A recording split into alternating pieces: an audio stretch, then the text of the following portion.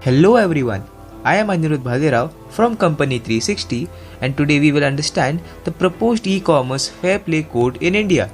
So without wasting any time, let's start with the video. In March 2019, Department for Promotion of Industry and Internal Trade DPIIT had invited comments from stakeholders and the public on a draft e-commerce policy, which is the 2019 draft policy.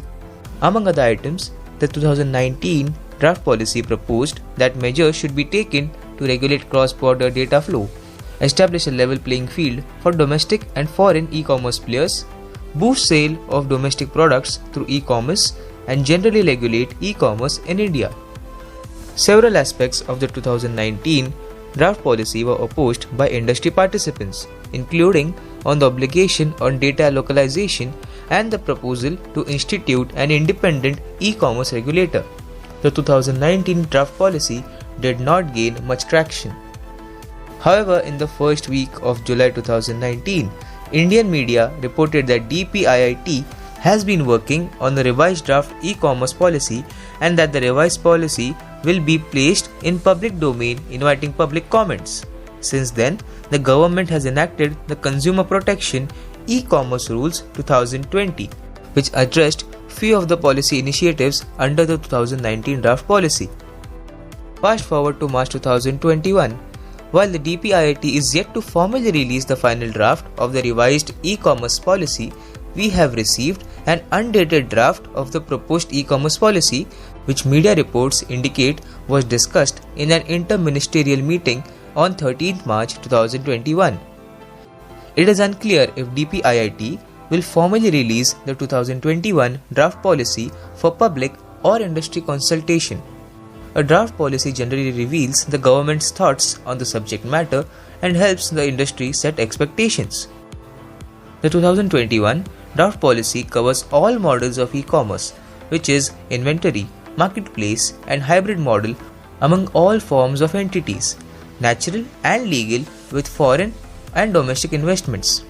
It broadly covers: first, handling of data; second, free and informed choice; third, fair competition; fourth, prevention of counterfeit and piracy; and fifth, monitoring. Now let's have a look at the definitions of e-commerce and e-commerce operators. The definition of e-commerce is broad under the 2021 draft policy and intends to cover business of sale, marketing and distribution of goods or provision of services through internet or other information networks. Now let's have a look at the definition of e-commerce operators. Entities that are engaged in operational activities of selling goods or providing services through internet and other information network, including e-commerce platform operators or operators providing service via their self-built website or other web service, are defined as e-commerce operators. Interestingly, the 2021 draft policy seeks to differentiate e-commerce operators on parameters of turnover, market size, active users, registered sellers, sale of merchandise value, etc., and prescribe additional compliances on significant e-commerce operators. This should also be seen in the hindsight of the market study on e-commerce in India conducted by the Competition Commission of India last year. Now let's see what is the conduct of e-commerce. E-commerce operators may be required to ensure that their algorithms are not biased and are not partial towards any seller on the platform. It also proposed that any information collected through the platform should not be used to obtain market advantage against sellers operating on the e-commerce platforms.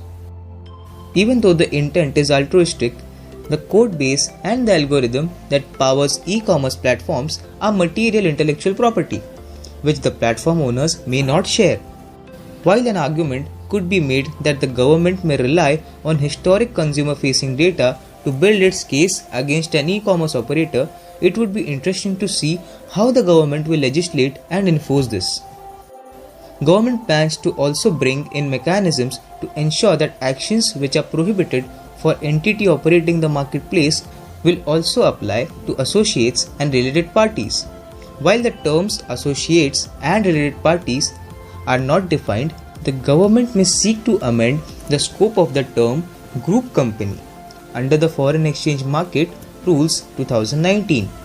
The government plans to put in place assessment procedure to verify that goods and services sold on e-commerce platforms meet the standards and technical regulations that are prescribed by other sectoral regulators.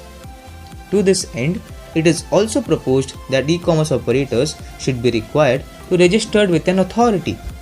This is possibly an intended push to have an all-encompassing e-commerce regulator in India, which has been mooted in the past. Now let's look at handling of data, which is a major source in today's world. The regulation on data protection are awaited. The 2021 draft policy incorporates aspects from the report submitted by the Committee of Experts on Non-Personal Data Governance Framework, which was constituted by the Ministry of Electronics and Information Technology. For instance, the 2021 draft policy proposes to allow data sharing with the government to aid in national security, economic security, and law enforcement, and with other industry participants to aid in innovation and fair competition. That brings me to have a look at competition. The 2021 draft policy emphasizes that the government will attempt to curb any monopolistic tendencies and seeks the e-commerce operators to bring out clear and transparent policies on discount offerings and participation by vendors in various schemes. How this would prevent the counterfeit and piracy? Let's have a look. In line with the e-commerce rules, the 2021 draft policy proposes that the e-commerce operators must develop safeguards to ensure the genuineness of the products and the sellers.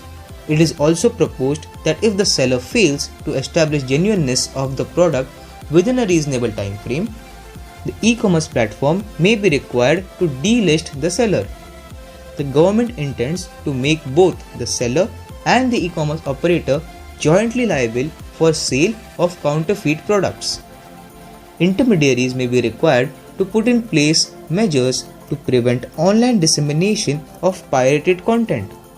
The 2021 draft policy, however, clarifies that a body of industry stakeholders and certain trusted parties may create and identify rogue e-commerce entities that predominantly host pirated content. Once a platform is identified as such, intermediaries including internet service providers and search engines may be required to disable access to the identified platform, and advertisers and advertising agencies may be required to refrain from hosting advertisement on such platform. Let's see what are the other aspects related to this policy. Government intends to facilitate more inclusive growth and provide necessary impetus to micro, small and medium enterprises for exporting their goods. The government intends to achieve this by reducing administrative and compliance requirements and costs for these focus groups. The 2021 draft policy proposes that the e-commerce based exports shall be streamlined by building synergies between relevant government departments. Now, let's have a look at the conclusion of this topic and this video. The overarching principle of the 2021 draft policy seems to be fair play, and it brings forth ideas that address existing imbalances in the e-commerce space. We are likely to see the government taking measures to achieve a level playing field with more diversity amongst the market participants. The proposal for a sector regulator for e-commerce is an interesting one and has been mooted several times earlier.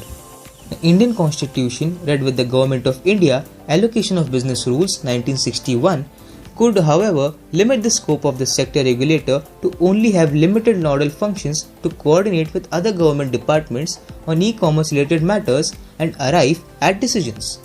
The implementation of sector regulator may however help address broader compliance concerns in the industry provided that the government enables an effective framework that safeguards the interests of the consumers without unreasonably straining the market players.